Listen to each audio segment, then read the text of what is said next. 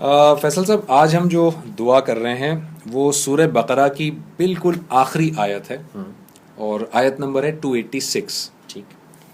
اور یہ دعا ہے: ربنا لا تؤاخذنا ان نسینا او اخطانا ربنا ولا تحمل علینا اصرا کما حملته علی الذین من قبلنا ربنا ولا تحملنا ما لا طاقت لنا به واعف عنا واغفر لنا وارحمنا انت مولانا فانصرنا علی القوم الکافرین.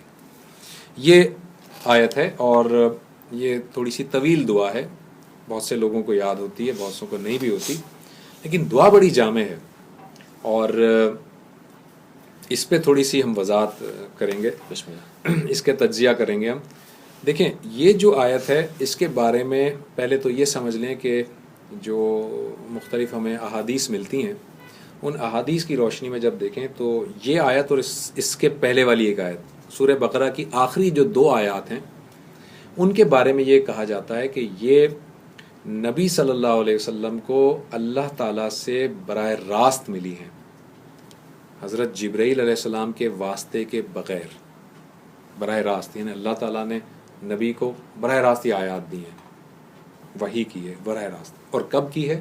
معراج والا جو واقعہ ہے اس میں یہ وحی ہوئی ہے. تو یہ روایات میں آتا ہے، واللہ اعلم بالصواب. تو ایک تو یہ کہ چونکہ براہ راست جب اللہ اپنے محبوب بندے سے خطاب کر رہا ہے تو انتہائی درجے کی کوئی اہم چیز ہی بتا رہا ہے، انتہائی درجے کی. تو ایک بہت ہی ایسی چیز ہے جو 1-on-1 جو میٹنگ میں آپ کو بتائی جا رہی ہے. ایک تو اس لحاظ سے بڑی اہم ہے یہ آیت بہت، اور یعنی کہ اس میں وہ اہمیت اس میں پنہا بھی ہے، اس میں پنہا بھی ہے. تو ایک تو یہ بات ہے. دوسرا یہ ہے کہ یہ اللہ تعالیٰ نے بندوں کو سکھایا ہے کہ جب تم مجھ سے مانگو تو کیسے مانگو. یہ کسی پیغمبر کی دعا نہیں ہے، بلکہ اللہ تعالیٰ کے الفاظ ہیں، اور اللہ تعالیٰ اپنے بندوں کو چاہتا ہے کہ وہ اس طرح مجھ سے مانگیں. تو اس سے مطلب ٹھیک ہے، ہر دعا افضل ہے اپنی جگہ، لیکن یہ نہایت ٹھیک ہے، آپ نے یہ بات چھڑی.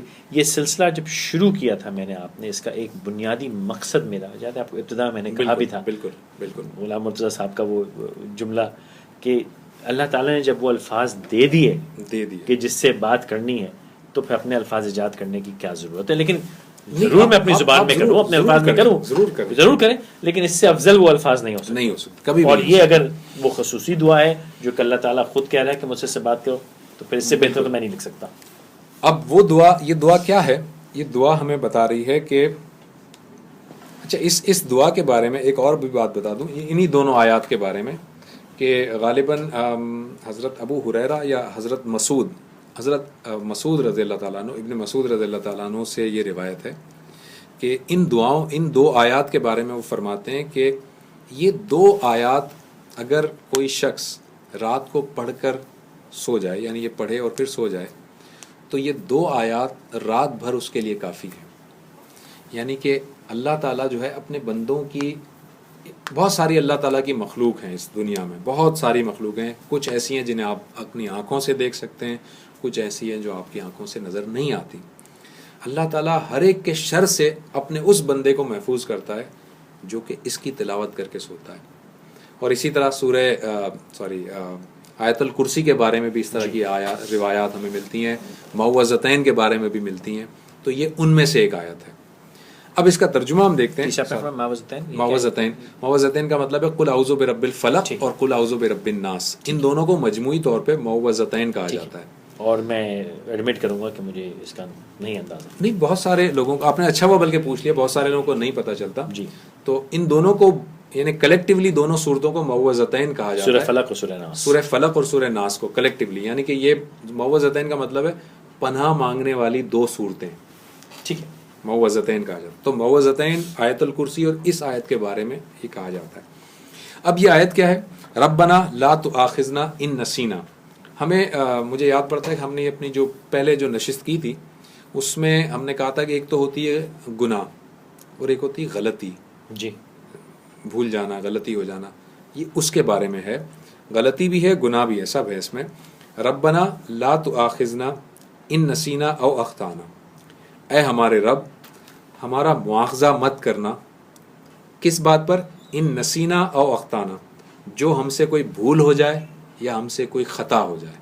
نسینا یعنی بھول اور خطا اختانا یعنی خطا. تو ہم اپنے رب سے کہہ رہے ہیں کہ یا اللہ اگر ہم کوئی بھول سے بھی کوئی بات کر دیں, نادانستہ کوئی بات کر دیں, نادانستہ کوئی کام کر دیں جس کے بارے میں ہمیں پتہ بھی نہ ہو, تو یا اللہ اس پر بھی مواخذہ مت کرنا. اور اگر ہم نے کوئی دانستہ کوئی غلطی کر دی ہو تو یا اللہ اس پہ بھی مواخذہ نہ کرنا. لا تؤاخذنا ان نسینا او اخطانا ربنا ولا تحمل علینا اصرا کما حملتہ علی الذین من قبلنا. اے ہمارے رب ہم پر اتنا بھاری بوجھ نہ ڈالنا جتنا تو نے ہم سے پہلے لوگوں پر ڈالا تھا. ٹھیک ہے, یعنی کہ ہم جو ہے وہ اب اس میں دیکھیں آپ جو کہہ رہے ہیں نا کہ بندہ اپنے آپ کو بڑا ڈی گریڈ کر لے, یہ بھی ڈی گریڈ کرنے والی بات ہے, لیکن اس میں اس کا وہ دیکھیں, اس کے یعنی الفاظ دیکھیں. نہیں, اس میں ڈی گریڈ کہیں نہیں, میں کہہ رہا ہوں اب بورڈ سے معافی مانگی ہے. نہیں, میں جو کہنا چاہ رہا ہوں وہ یہ کہ جو آپ بتا رہے ہیں نا کہ وہ اپنے آپ کی تذلیل کرنا, ڈی گریڈ کرنا, وہ الگ ہے.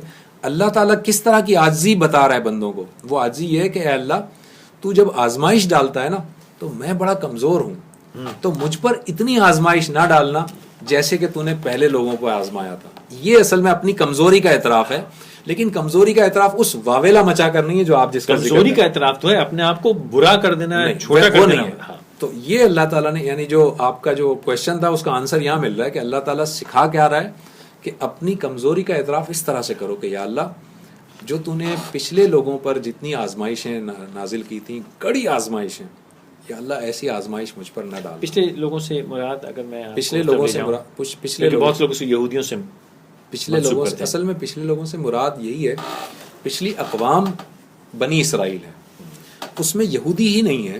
بنی اسرائیل میں اللہ کے برگزیدہ بندے بھی تھے, پیغمبر بھی تھے, اور پیغمبر کے وہ ساتھی بھی تھے جو پیغمبروں کے ساتھ رہے مرتے دم تک.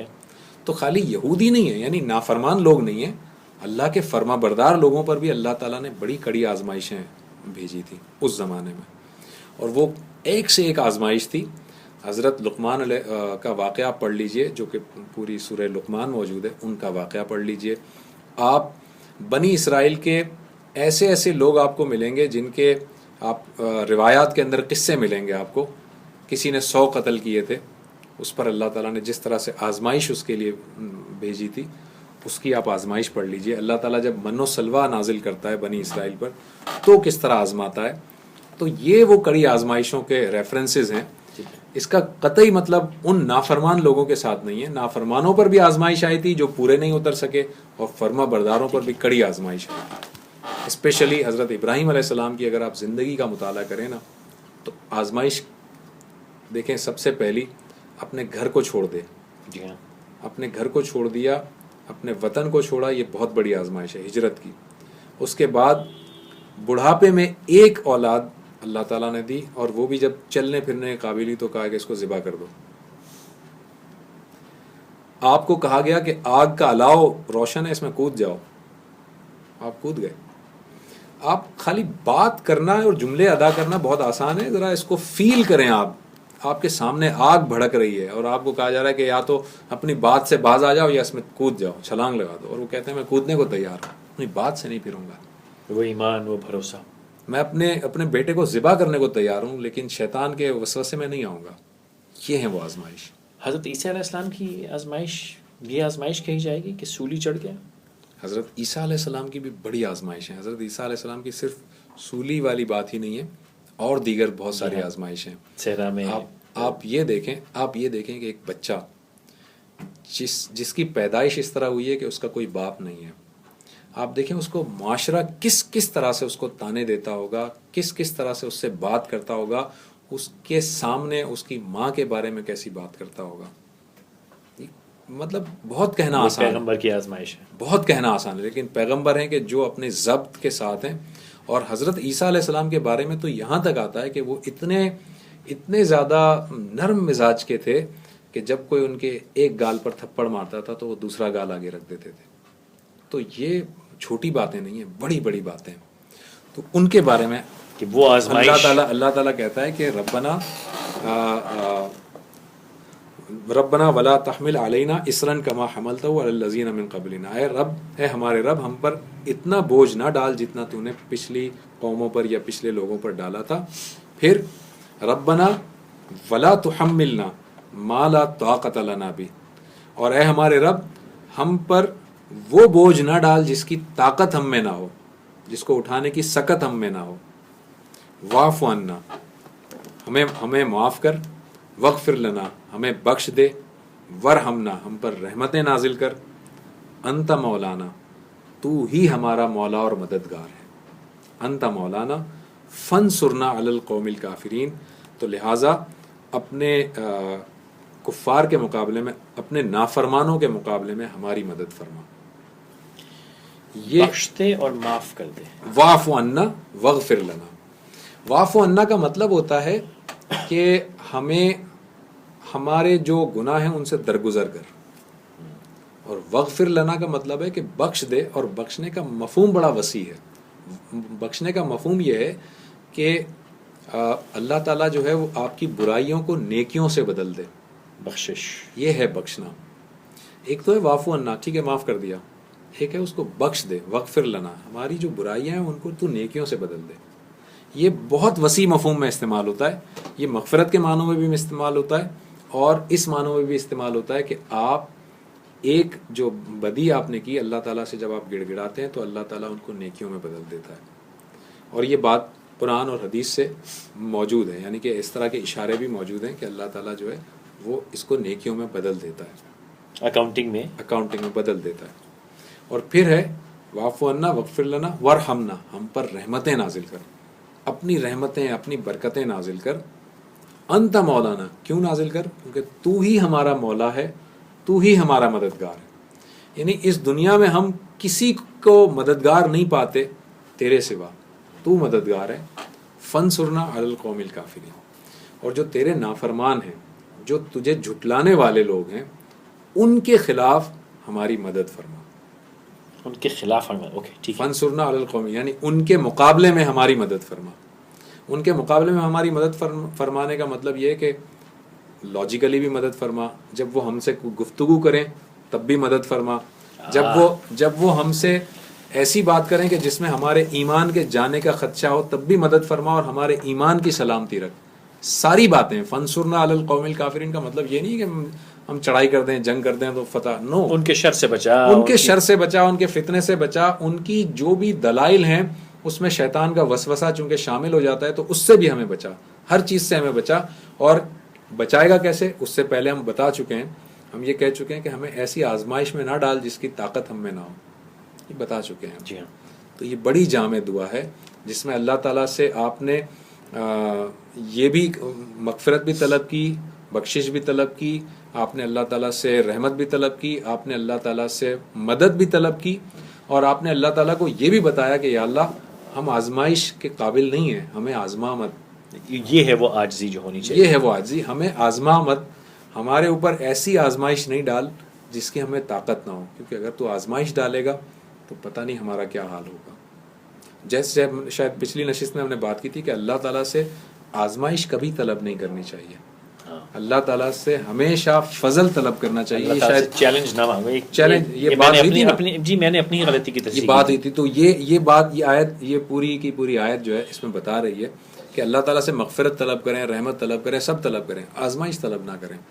آزمائش کے لیے منع کر دیں. اللہ تعالیٰ کو بتائیں کہ ہم اس کی طاقت نہیں رکھتے، ہم بہت کمزور ہیں، اور جب تو آزمانے پر آتا ہے تو پھر بہت سخت آزماتا ہے. اور اللہ تعالیٰ کی آزمائش بڑی سخت ہوتی ہے، بڑی سخت پکڑ ہوتی ہے اس کی.